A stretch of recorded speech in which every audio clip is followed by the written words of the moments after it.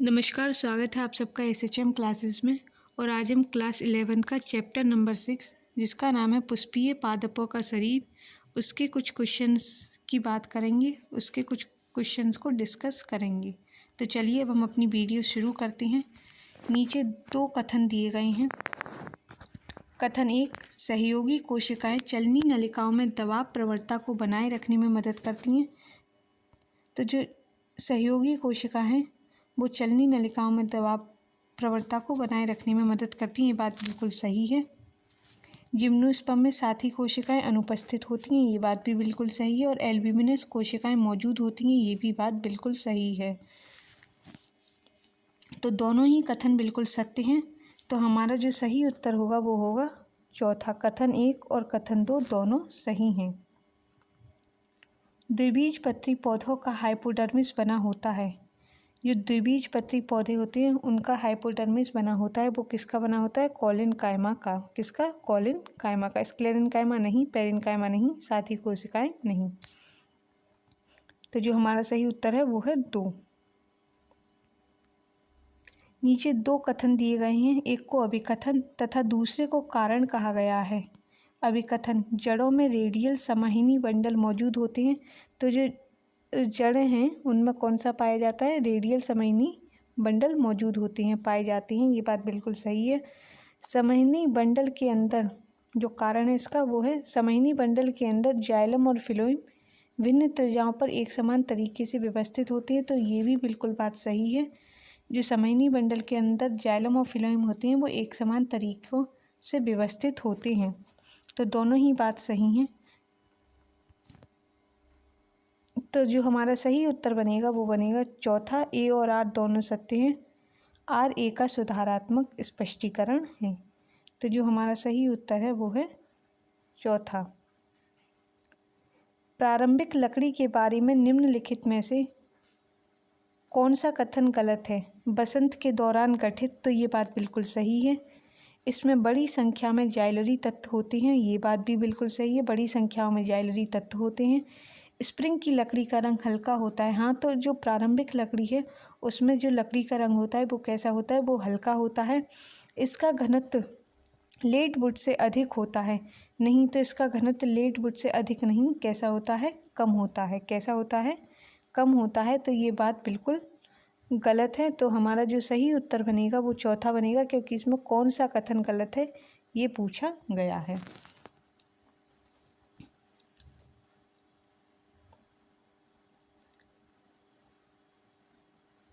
पत्तियों में उत्पादित खाद्य पदार्थ पौधों के माध्यम से किसकी मदद से संचालित होता है?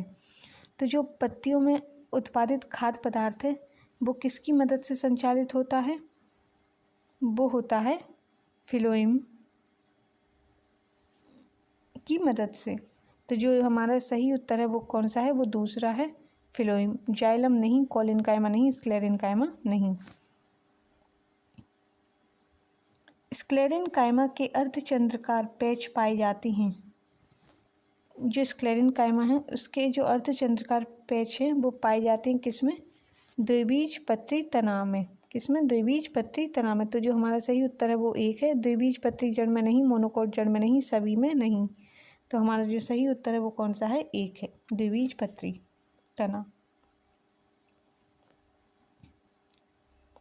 घास में पाई जाने वाली मेरिस्टेम के प्रकार और चढ़ने वाले शाकाहारी जानवरों द्वारा हटाए हुए भाग को पुनरुत्पादन है। जो घास में पाए जाने वाले मेरिस्टेम के प्रकार और चढ़ने वाले शाकाहारी जानवरों द्वारा हटाए हुए भागों को का पुनरुत्पादन है। शीर्षस्थ मेरिस्टेम नहीं, पार्श्व मेरिस्टेम नहीं, अंतराष्ट्र मेरिस्टेम। तो इसका जो सही उत्तर है वो कौन सा है? अंतराष्ट्र मेरिस्टेम। कोई भी सही नहीं है, ये भी बिल्कुल गलत है। तो जो घास में पाए जाने वाले मेरिस्टेम है वो कौन से हैं? अंतराष्ट्र मेरिस्टेम होते हैं। मुख्य जल युक्त गुहाएं कहाँ मौजूद होती हैं? जो मुख्य जल युक्त गुहाएं हैं वो एकबीजपत्री तना में पाई जाती हैं। तो जो हमारा सही उत्तर है वो कौन सा है? एकबीजपत्री तना। द्विबीजपत्री तना में नहीं, मोनोकोट जड़ में नहीं, द्विबीजपत्री जड़ में नहीं।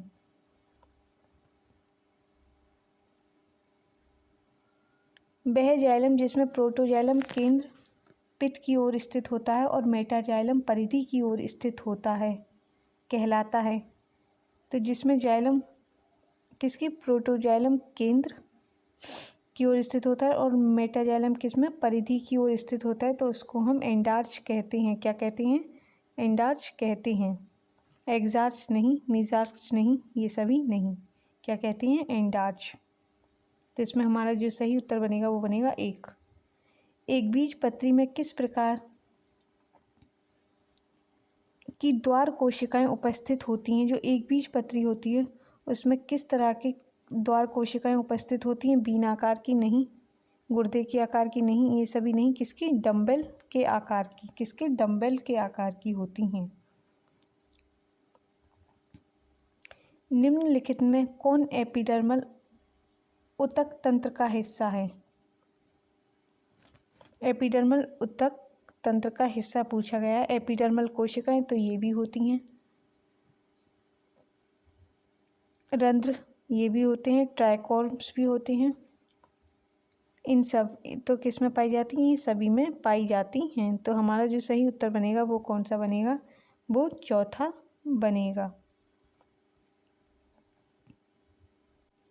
स्क्लेरेनकाइमेटस हाइपोडर्मिस की विशेषता है। जो स्क्लेरेनकाइमेटस हाइपोडर्मिस है उसकी विशेषता है मोनोकॉट तना। क्या है? मोनोकॉट तना। मोनोकॉट्स में निम्नलिखित में से एक उपस्थित है। जो मोनोकॉट्स हैं उनमें कौन सा अनुपस्थित है?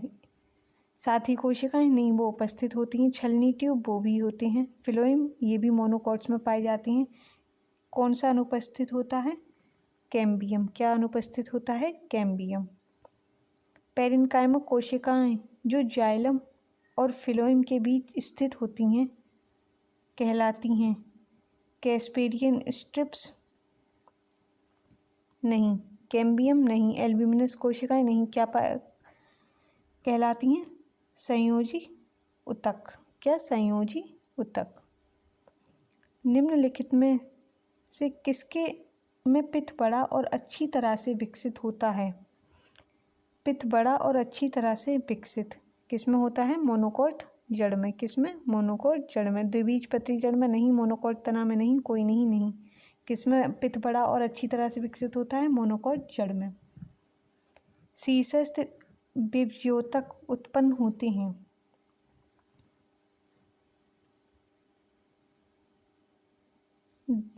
द्वितीयक ऊतक में, स्थायी ऊतक में, प्राथमिक ऊतक में, या फिर स्थायी और प्राथमिक ऊतक दोनों में?